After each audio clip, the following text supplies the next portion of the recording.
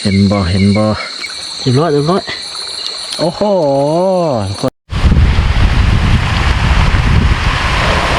มันอยู่เนี่ย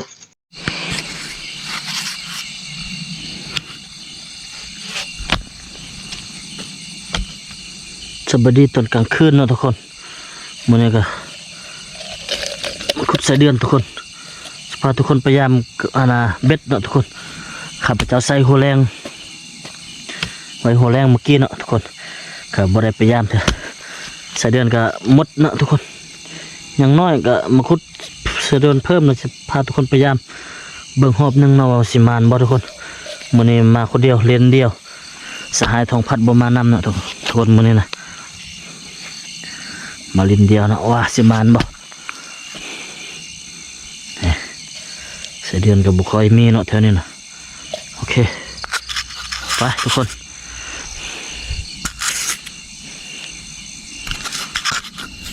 ใช่ประมาณนี้แหละเสียเดือนนะจะเสียนบนเนาะกล้องนะไว้ทั้งหัวคนละทุกคนมันประมาณรุ่นนำกันทุกคนมัดบอลละนี่เอาหลังแรกเลยนี่โอ้เรียบร้อยนี่เรียบร้อยโอ้โหทุกคนปลากลางไงปลาแรกแหกมันตัวแรกแหกมัน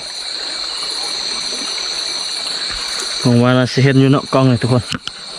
คิดว่าอยู่หัวนั่นแหละตัวแรกแหกมันด้านนี้โอ้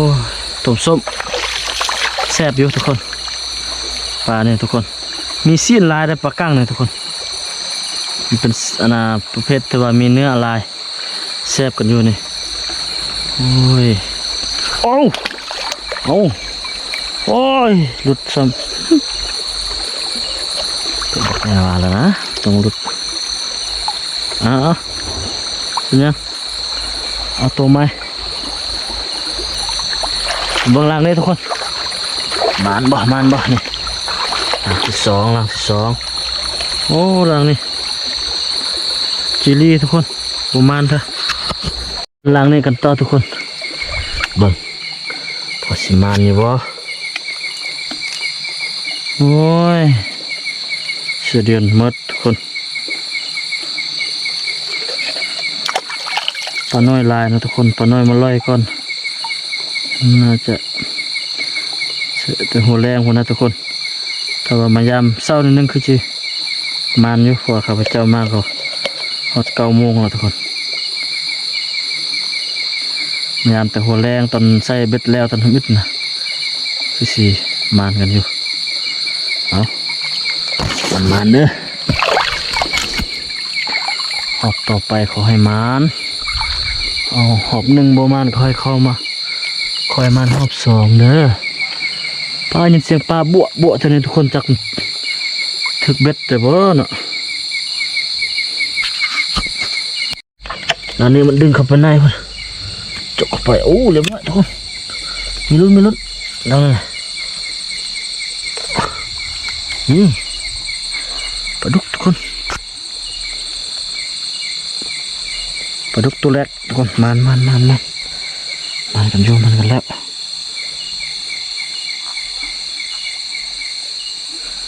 สวยงามเลยทุกคนเลย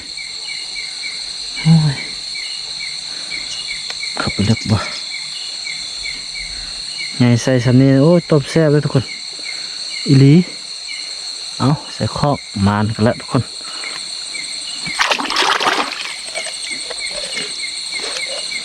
ใส่ต่อรุ่นต่อนะทุกคนนี่ใส่แต่ลองเดียวนั่นแหละเอามันอีกเด้อไปรุ่นหนักต่อไปทุกคนเรียบร้อยอยู่นี่นะเห็นบ่ทุกคนนี่เฮ้ยปลาดุกอีกแล้วทุกคนเอากระปูก่อน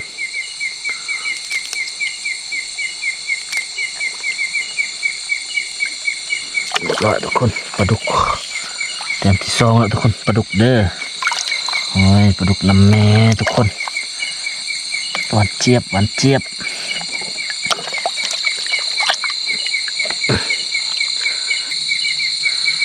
โอ้ยใจเย็นๆทุกคนใจเย็นลุ้นกันนี่เห็นบ่ของแท้แล้ว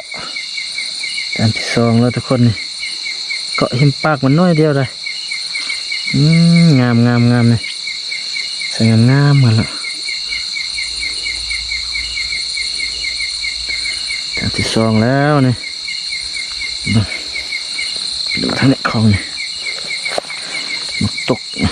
กีดปากกางตกเต็มนั่งทุกคนเสียดายไปเลยนี่ว่าน่าจะเห็นอยู่นะกล้องนะมันอันที่สองละขอรุนนำกันเลยแล้วนะทุกคนนี่ก็มาตอนกลางคืนคนเดียวนี่อีกสองลังนี่ตัวนี้ทึกลังนี้ทึกแล้วทุกคนทึกนี่ปากกังนี่ฟูอยู่บกนี่แหละเอ้ยหลุดซ้ำเอ้ยมาจับเอาแล้วนะอยู่บกเครื่องเรื่องนี่เกาะแต่น้อยเดียวเลยทุกคนเกาะปากมันน้อยเดียวเลยหลังนี้เนาะอันนี้บอกมาทึกแล้วทุกคนเอาขอสายเข่งๆอยู่ทุกคนเสือกขอเข่งๆอยู่นี่บวกแล้วทุกคนบวกแล้ว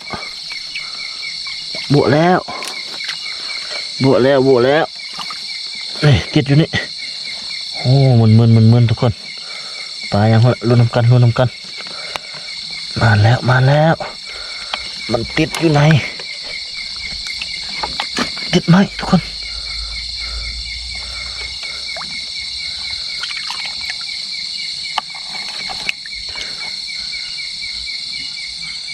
จึงได้ก็จะได้จะไหน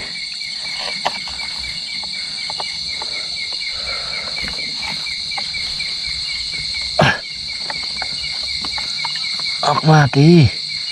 หัวหน้าเสียดาย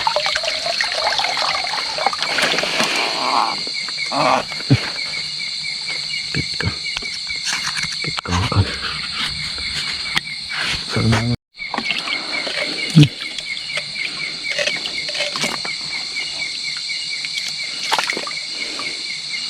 ลานปลาคอใหญ่ทุกคนเนี่ยมันเป็นลานของมันทุกคนลานปลาคอใหญ่มันอยู่ทุกคนลานก็เอาเล่นก็เอาขอแต่มีแต้มนะ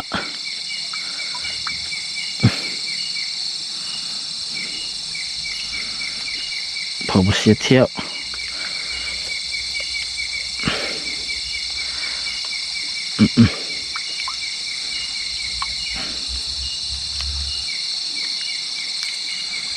ลานเลนมันทุกคน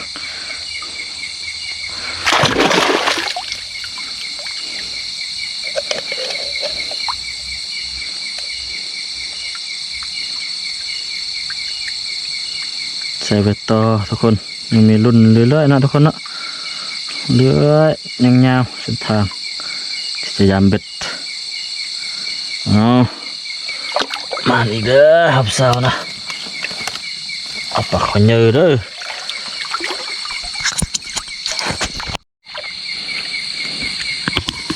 มาเราดูนี่กันทุกคน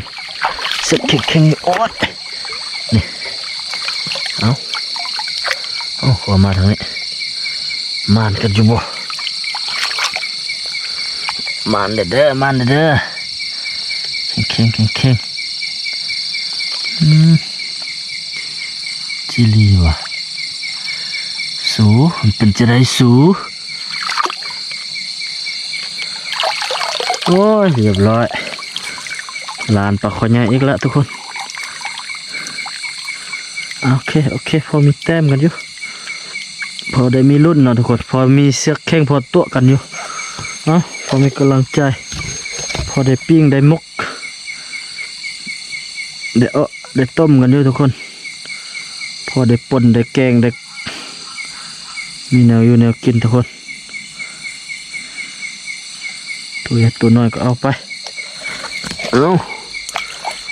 บัวเด้อหอบสองโอ้โหเอาเนี่ย ไปลุ้นกันต่อทุกคนงานเข้าแล้วฝนตกทุกคนงานเข้าแล้วทุกคนโอ้ยเอายังมาเบิ่งใส่กล้องแหน่เจอ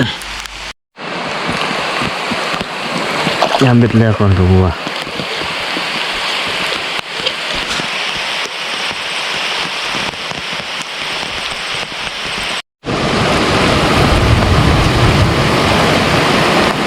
ฝนตกทุกคนตอนนี้ฝนตกทุกคนโอ้บ่ได้เอา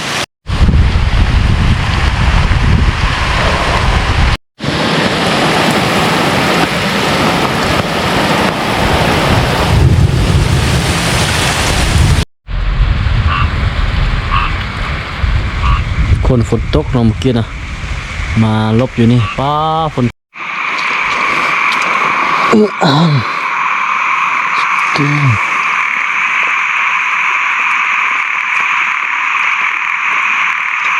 ทุกคนโอ้ตัวใหญ่ตัวแม่ผลงานใส่เบ็ดมานี่ไปคนเดียวมานอยู่ขอใหญ่ปลาดเลยปลาดุก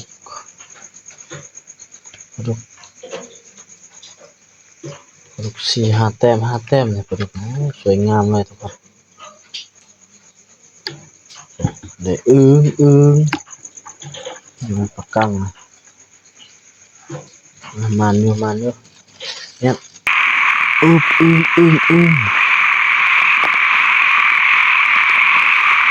ไปละ